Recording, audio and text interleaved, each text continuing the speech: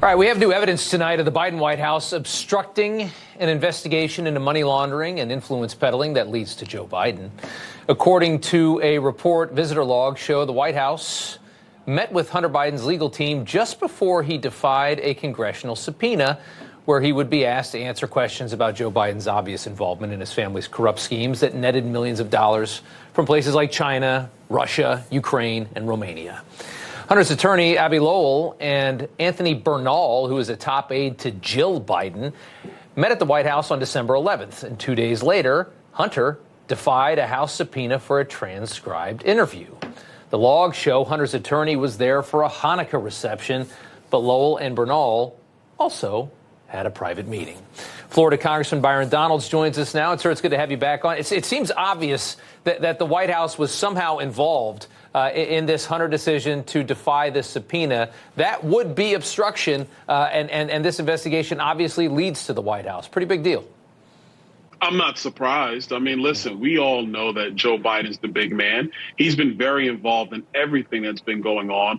Why wouldn't he know that and speak with his son and his son's attorney before this deposition? That just makes all the sense in the world. The thing that would not make sense is that if Hunter Biden was just calling all the shots and doing what he wanted. We know that's not been the case for easily a decade within this family, if not more. And so this is a major cause of concern. And you combine that with the fact we now have a CIA whistleblower saying that the CIA spoke with the FBI before an interview with Hunter Biden to get to stop that or slow walk that down. We already know that Main Justice put together one of the worst plea deals in the history of the world. The first time they tried to get all of the charges for Hunter Biden swept under the rug. And it took a judge in Florida to actually read the deal that Main Justice tried to cut and say, this deal's crap. I'm not signing this. So I'm not shocked that the White House met with Abby Lowell about what was going on with Hunter Biden. I have believed for a very long time that the White House counsel knows exactly what's going on. The White House counsel has been involved. They have been communicated to by elements of Main Justice, obviously the Hunter Biden team. And if the CIA whistleblowers to be believed, then potentially elements of the CIA as well.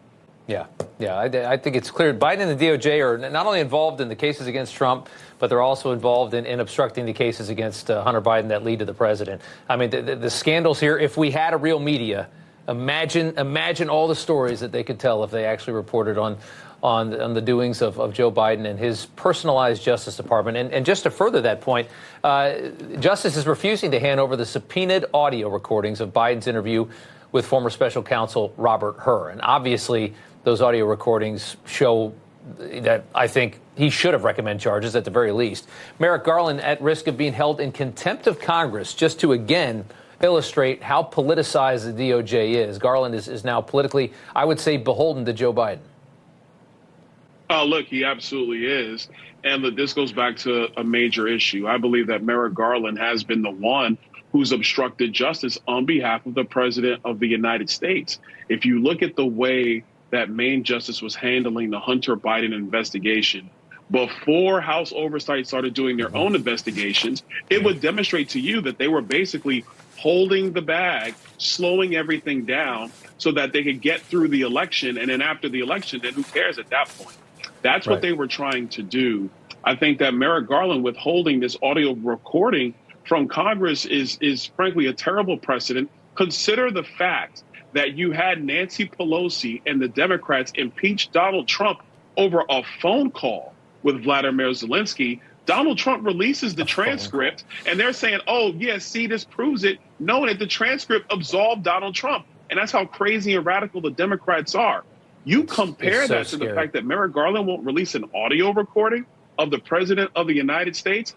That is a mockery, and it is a shame. He should be held in contempt if he doesn't comply. I got one final thing. I got 20 seconds left, but the House is going to hand over this impeachment case, Alejandro Mayorkas.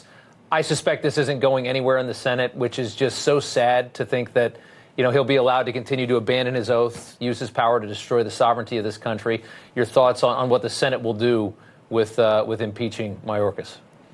Look, I agree with you. The Senate isn't going to do anything. The Senate is going to They're going to basically acquit him on party lines. I'm assuming that's going to be the case. And why would we be shocked? Bob Menendez is still there, and the man has gold bars from Egypt with his name engraved on them, for crying out loud. Yeah. But again, the Democrat Party does not care about this country. Chuck Schumer does not care about this country. They're focused on their agenda. They're focused on power. Exactly right. Congressman Byron Donalds, always good to have you on, sir. Thank you. Thank you.